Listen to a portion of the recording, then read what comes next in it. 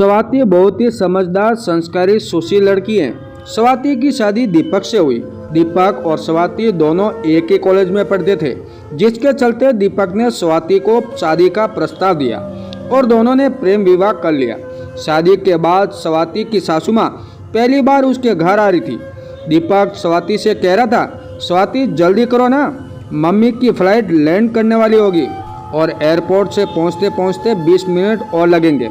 बस दीपक, 5 मिनट और। पुलाव बन चुका है, दाल मखनी और मखाने की खीर भी बन चुकी है। तुम्हारी मम्मी का पसंदीदा रायता बना रही, इतने दिनों बाद आ रही है ना लंदन से।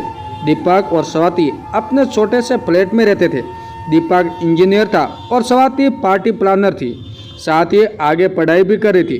दीपक बहुत समृद्ध परिवार से था, करोड़ों का पैतृक मकान और पिता का फला फूला हीरो का व्यापार, परंतु उसे अपनी प्यारी नौकरी की वजह से इस छोटे शहर के छोटे से फ्लैट में रहना पड़ रहा है। दीपक के माता पिता शुरू से चाहते थे कि दीपक व्यवसाय में हाथ बटाए और उनके साथ रहे, परंतु दीपक को अपनी इंजीनियरिंग की पढ़ाई और अपने प्राइवेट जॉब से बहुत लगाव था। जॉब भी नई नई थी, इसलिए सैलरी भी कम थी और रहन सहन भी सामान्य था। स्वाति, बहुत थक गई मैं, जरा पानी गर्म कर दे और मेरे बैग भी अनपैक कर दे। फ्लाइट से आई हूँ, फिर भी थकान हो रही है। वैसे तेरी ननद तुम्हें बहुत याद कर रही थी, कभी तुम लोग भी छुट्टियों में वहाँ घुमाओ, मुझे बता देना, मैं टिकट बुक करवा दूंगी। लंदन के महंगे टिकट हैं, स्वाति की सास सरला जी ने कहा। स्वाति अपने सासू माँ के स्वभाव से अवगत थी। उसे पता था कि दीपक की छोटी सैलरी और उसका मिडिल क्लास परिवार की लड़की से प्रेम विवाह उन्हें बिल्कुल पसंद नहीं था। स्वाति को वो अभी भी अपने घर की सदस्य नहीं मानती थी। वो यहाँ पहली बार आई है, वो भी अपनी बचपन की सहेली विशाखा की 25वीं शादी की सालगिरह समारोह अटेंड करने के लिए। मम्मी, आप ना डालो, स्वाति ने आपकी पसंद का खाना बनाया है, अच्छे से खाओ और आराम करो। मैं ऑफिस जा रहा हूँ, घर आने में भी देर हो सकती है। आज नए प्रोजेक्ट पर काम शुरू कर रहा हूँ। हाँ दीपक, जाओ। वैसे ये जिंदगी तुमने स्वयं चुनी है, पापा के साथ काम करते तो मालिकों वाली जिंदगी जीते। अच्छा छोड़ो, मैं तुम्हारे लिए कुछ कपड़े लेकर आई हूँ, आज पहनकर ऑफिस जाओ। वाह माँ, इतने कपड़े मेरे लिए? 6 महीने नहीं खरीदने पड़ेंगे नए कपड़े। और स्वाति के लिए क्या लेकर आई? ये पूरा बैग भरा है, देखो, सरला जी बोली। स्वाति ने खुश होकर झटपट बैग खोल लिया। ये क्या माँ, ये तो तुम्हारे पुराने कपड़े हैं। दीपक ने आश्चर्य किया। हाँ पुराने हैं तो क्या हुआ, इतने महंगे कपड़े हैं, किसी काम वाले को इतने महंगे कपड़े नहीं दे सकती, और सारे कपड़े एक बार ही मैंने पहने हैं, दिखते भी नहीं हैं। स्वाति तो मायके में अपने भाई की शादी में भी पहन सकती है, अभी नहीं है सारे। बस मेरा दिल भर गया इन कपड़ों को पहनकर, इसलिए इसे दे रही हूँ। स्वाति का दिल रो पड़ा। सासू माँ की उतरन लेने से मैं दुख नहीं हो रहा था, उसका दिल उनकी बातों से हो रहा था। मायके में भी माँ की साड़ियाँ वो पहनती थी, फिर इस माँ की क्यों नहीं? परंतु सासू माँ उसे बेटी तो दूर बहू भी नहीं मान पाई। स्वाति का मिडिल क्लास का होना और खुद के दौलत की घमंड उन्हें आदर्श सास बनने से रोक रहा था। अपनी माँ के दिए संस्कारों को तवज्जो देते हुए स्वाति ने बिना किसी प्रतिक्रिया के मुस्कुराते हुए उन कपड़ों को स्वीकार कर लिया। सॉरी स्वाति, मम्मी की ओर से मैं माफ़ी मांगता हूँ, माँ को मैं समझाऊंगा इस तरह का व्यवहार न करें। चलो आज तुम्हें तुम्हारे भाई के शादी के लिए चाड़ी दिलवाता हूँ, उसके बाद ऑफिस जाऊँगा। दीपक बोला। मुझे पता है कि उनकी आंखों पर दौलत की पट्टी पड़ी है, साथ ही आपसे नाराजगी भी है, जिससे वो रिश्तों की कद्र भूल गई है। उनकी बहू, उनकी भी जिम्मेदारी है, इस बात का उन्हें एहसास नहीं है।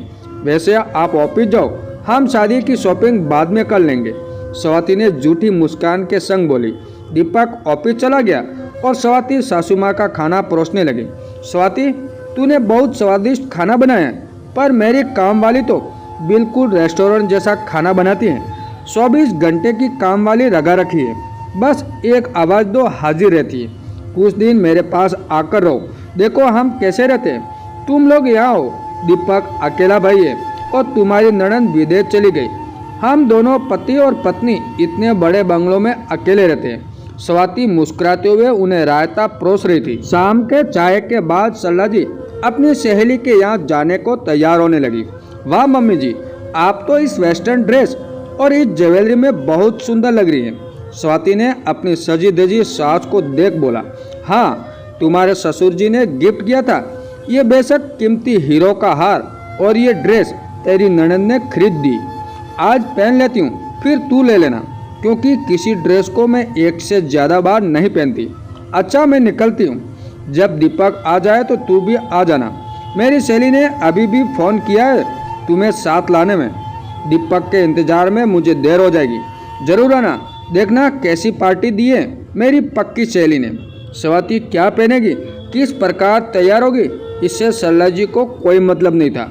स्वाति जब पार्टी पहुंची तो उसे सौरभ का महसूस हुआ। बड़ा सा फार्म हाउस, आर्टिफिशियल फॉल, ढेरों खाने के स्टॉल और बनारसी साड़ी जेवरात में सजी औरतें और कुछ मॉडर्न ड्रेस में इतराती महिलाएं, जिसे गौर से देखने पर आंखें चौंकाचौंध होती थी। ये क्या चल रहा, तेरी बहू तो वही साड़ी पहनी है जिसे तुमने विवाह के जन्मदिन में पहना था। वैसे बहुत प्यारी है तुम्हारी इकलौती बहू, पर तेरे जैसी स्मार्ट नहीं, ओल्ड मॉडल है। तू इतने उम्र में भी इतने महंगे और स्टाइलिश ड्रेस में आई है और उसने ये पुराने मॉडल की साड़ी पहन रखी है। विशाखा ने बेधड़क बोल दिया और संग में उसके घर वाले भी हाँ में हाँ मिलाने लगे। कुछ सहेलियाँ उसे उपेक्षित नज़र से देखने भी लगी, जैसे कह रही हो क्या तुम अपनी बहू का ध्यान नहीं रख सकती। स्वाति को अपनी साड़ी में देख सरला जी परेशान हो गई। साथ ही विशाखा की बात, उसकी बहू स्मार्ट नहीं है, ओल्ड मॉडल है, उसका सहन छीन लिया। उसने अपने कपड़े और ज्वेलरी का ध्यान रहा और स्वाति के कपड़े और ज्वेलरी का क्यों नहीं। दिल ही दिल में उन्हें स्वाति को दी नसीहत भी याद आई कि ये साड़ी भाई के शादी में पहन लेना। उन्हें अपने आप पर ग्लानि होने लगी। उन्हें समझ में आ गया स्वाति कोई बाहर से आई लड़की नहीं, उन्हीं की बहू है जिसे उनका भी मान सम्मान जुड़ा है। तभी पता चला पार्टी ऑर्गेनाइजर वैवाहिक कार्यक्रम किसी वजह से नहीं आ रहे। अब सारी रस्में सभी को स्वयं व्यवस्थित करनी थी। तभी सरला को याद आया स्वाति पार्टी ऑर्गेनाइजर का कोर्स किए हुए हैं। उन्हें स्वाति की अपनी सहेली विशाखा से बात करवाई और स्वाति ने बहुत आसानी से सब कुछ संभाल लिया। सरला जी को ढेरों फोन और संदेश आए। सभी ने स्वाति की तारीफ की, उसका सौम्य चेहरा और उसके गृहिणी की तरह चमक रहे थे। सरला जी को एहसास हो गया जब एक बेटी किसी के घर की बहू बनती है तो वह उस घर की लक्ष्मी होती है और उसी से ससुराल और सास ससुर का सम्मान जुड़ा होता है। स्वाति की वजह से उनका सीना सोड़ा हो गया। कल सुबह सरला जी वापस जाने को तैयार हो गई।